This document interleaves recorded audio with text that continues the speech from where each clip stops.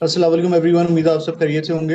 Welcome to the post market session. आज के session में हमारे साथ director share securities Mohammad Rizwan साहब मौजूद हैं। अस्सलाम वालेकुम रिजवान भाई। वालेकुम अस्सलाम। रिजवान भाई, आज मार्केट की एक्टिविटी काफ़ी लैकलस्टर थी। मार्केट ने में इनिशियली हमने एक अपसाइड देखी, उसके बाद टुवर्ड्स द एंड हमने देखा कि फिर प्रॉफिट टेकिंग विटनेस करी हमने मार्केट में, and market close with a downside of 500 points eventually. तो आज की मार्केट की परफॉर्मेंस के बारे में आपको क्या व्यू है? एक्चुअली शजीद, मेरे ख्याल से आईएमएफ प्रोग्राम को लेके कुछ लोगों का कंसर्न है। और इसके अलावा हमने देखा कि कुछ रिटेल साइड पे ट्रिगर्स ना होने की वजह से कंटिन्यूसली सेलिंग कुछ मार्जिन्स की, और कुछ वैसे भी लोग जो है ना अपनी पोजीशंस को एक्सपायर कर रहे हैं। तो उसकी वजह से हमने देखा कि इनिशियली क्योंकि ऑयल भी नीचे आया है, और अखबारों में कुछ मिली जुली खबरें थी, कुछ लोग कह रहे हैं कि आईएमएफ का प्रोग्राम जो है में जो हर्डल्स है, मेजर हर्डल्स हमने कर ली हैं। तो ये वाले जो है प्रोग्राम स्मूथली हो मिल जाएगा ये ट्रांच। और कुछ लोग कह रहे हैं कि थोड़ा सा हमें टैक्सेस वगैरह के ऊपर काम करने की जरूरत है, तो इसलिए बहुत ज़्यादा क्लैरिटी नहीं थी। बट हमारा जो ज़ाती व्यू, हमारा जो हाउस का व्यू, ये कि हमें लगता है कि आईएमएफ प्रोग्राम आराम से हो जाएगा। और उसकी रीज़न ये है कि जो है हमने काफ़ी हद तक चीज़ें कर ली हैं। आई गेस टैक्स वाली चीज़ को भी ये बहुत आराम से रिजॉल्व कर लेंगे। इसी और दूसरी चीज, ऑयल प्राइसेस काफी हद तक नीचे आने की वजह से हमें लगा कि और कोल की प्राइस भी काफी कम हो गई थी, तो हमने देखा कि इनिशियली सीमेंट के अंदर एक अच्छी इंटरेस्ट आया। ऑयल के अंदर की वैसे कम होने से हमने देखा कि मार्केट के साइक्लिकल सेक्टर्स में थोड़ा इंटरेस्ट आया। उसकी वजह ये हो सकती है कि इन्फ्लेशन का नंबर तो नीचे आ रहा है, बट हमने देखा कि जनवरी का नंबर जो है करंट अकाउंट में काफी खराब आया था। तो उसकी वजह से हमें लग रहा था कि आगे चल के थोड़ा सा जो है ना हमें डिवैल्यूएशन करनी पड़ेगी, और बाकी चीज़ों में, क्योंकि इम्पोर्ट में बहुत बड़ा कंट्रीब्यूशन ऑयल का होता है आपके ना, ऑयल बिल्स का। तो अगर ये नीचे होती है तो थोड़ा आपकी करेंसी भी स्टेबल हो जाएगी, और आपका जो इन्फ्लेशन का टारगेट है वो भी इजीली अचीव होगा। तो इंटरेस्ट रेट जो डाउनवर्ड ट्रेजेक्टरी है वो दोबारा से कंटिन्यू हो सकती है, और इंटरेस्ट रेट फर्दर जो है ना सिंगल डिजिट में जा सकता है।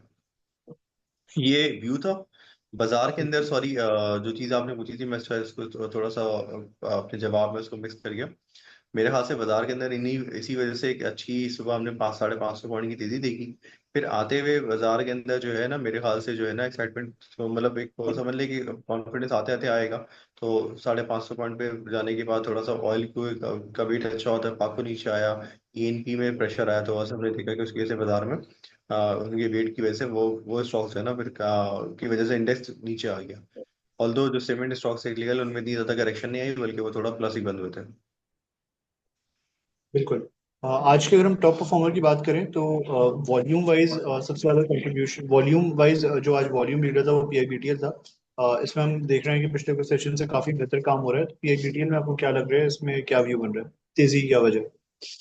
अच्छा, पीआई बीटीएल में जो है सबसे मेजर जो तेजी की वजह बन रही है वो ये है कि इनकी जो एक एग्रीमेंट होने जा रहा है रेको डे के हवाले से, उसकी वजह से इनकी जो है अर्निंग्स जो है ना काफ़ी बेहतर आ सकती हैं तो गोइंग फॉरवर्ड।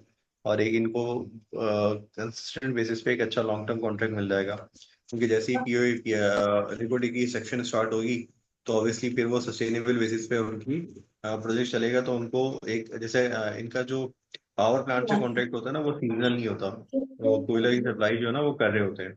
लेकिन जो है जो बाकी जो इनके जो सब कस्टमर्स है ना, उनमें सिर्फ सीमेंट इंडस्ट्री से लेके बाकी सारे जो है ना, उनमें कभी वेरिएशन आ रही होती है, कभी डिमांड होती है, कभी वो लोकली प्रिक्योर कर रहे होते हैं, कभी महंगे होने की वजह से वो अपने ऑर्डर्स कैंसिल कर रहे होते हैं। और एक अच्छी चीज जो कोयले की नीचे आने से लगता है कि इसको शॉर्ट टर्म में एक अच्छा गेन मिलेगा, वो होगा ये कि इनके जो कस्टमर्स जो सीमेंट इंडस्ट्री से चले गए थे या डाइवर्ट हो गए थे लोकल कोल की तरफ, वो भी दोबारा वापस आ जाएंगे। तो वो दो तीन चीजों की वजह से लगा कि बीआईबीटीएल में एक अच्छी एक्टिविटी हो रही है, और आगे भी कंटिन्यू होती हुई लग रही है।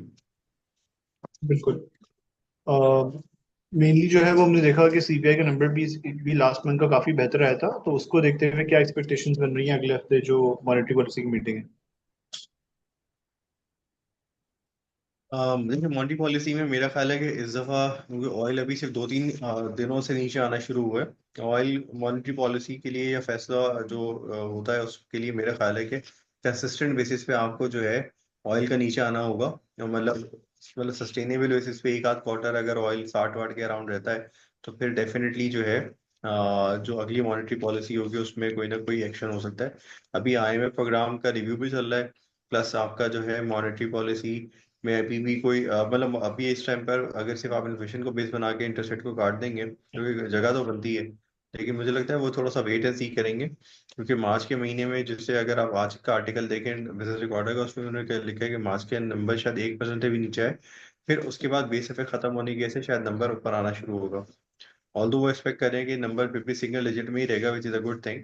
बट उसको देखते हुए शायद इस दफा की मॉनेटरी पॉलिसी में या तो बहुत माइनर सा कट आए 50 बेस पॉइंट का, या शायद ना आए। बिल्कुल।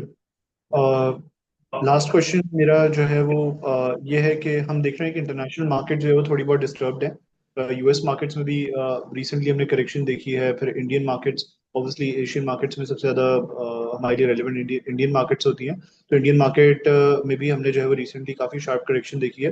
दुनिया भर में ऑब्वियसली ट्रेड वॉर भी चल रही है, जहाँ पे यूएस टैरिफ्स इम्पोज कर रहा है to mainly like countries like Canada, China and even India as well. तो उसकी रिटेलिएशन में we can expect retaliatory tariffs as well.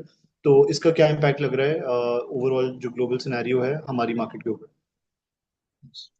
ठीक है, हमारी मार्केट में क्योंकि डायरेक्टली कोई बहुत ज्यादा हमारी मार्केट लिंक नहीं है इंटरनेशनल मार्केट से, क्योंकि हमारे जो फॉरेन इन्फ्लोज थे ना, वो बहुत अर्सा पहले आउटफ्लो में कन्वर्ट हो गए थे। तो अगर उनकी मार्केट में कोई सेल ऑफ आता है तो उसका डायरेक्टली बहुत मेजर इम्पैक्ट हमारी मार्केट पे नहीं होगा, क्योंकि हम ईएम से जब एफएम में आए थे तो हम उनका पोर्शन बहुत छोटा होता ट्रैक करने के लिए। तभी तक कोई हमने देखा कि पिछले कई अरसे में कोई बहुत मेजर इन्फ्लोज नहीं थे, तो हमें आउटफ्लोज भी बहुत ज्यादा नहीं लगते। अगर हाँ ये, बट ये जरूर होगा जो एंटिसिपेशन थी कि हमारे पास भी कुछ इन्फ्लोज आ सकते हैं बिकॉज ऑफ कि हमारा वेट बढ़ा है, अभी रिसेंटली जो रिव्यू हुआ था, तो वो शायद जो है ना सिग्निफिकेंटली कोई इन्फ्लोज ना आए, बल्कि वो शायद थोड़े बहुत आउटफ्लोज हों, या बहुत छोटे से आउटफ्लोज हों, या कुछ भी ना हो। तो इसका इम्पैक्ट सिर्फ हमारी मार्केट पे ये हो सकता है। अदर देन दैट हमारी मार्केट डायरेक्टली, क्योंकि हमारे पास क्वांटम भी बहुत छोटा रह गया है फॉरेन इन्वेस्टमेंट का, इसलिए कोई बहुत मेजर आउटफ्लो लगते नहीं है। बिल्कुल। Last question is Janvi, what's your view regarding market in coming days? और कौन से सेक्टर्स आपको, कौन से स्टॉक्स आपको लैंडेड नजर आते हैं? देखिए, अब ये डिपेंड करता है आपके कोल की प्राइसेस पे और ऑयल की प्राइस से। अगर ये कॉन्स्टेंटली गिरते रहे तो मेरे ख्याल से सिक्लिकल स्टॉक्स में इंटरेस्ट आना शुरू हो जाएगा। आज भी हमने एक अच्छी रैली सीमेंट्स में देखी, तो मुझे लगता है कि आने वाले दिनों में वॉच करना चाहिए कोल की और ऑयल की मूवमेंट को। वही मेरे ख्याल से अगले जो है सेक्टर्स की डायरेक्शन को सेट करेंगी। बिल्कुल। Thank you so much Janvi for participating today session. अल्लाह हाफिज। अल्लाह हाफ़िज़।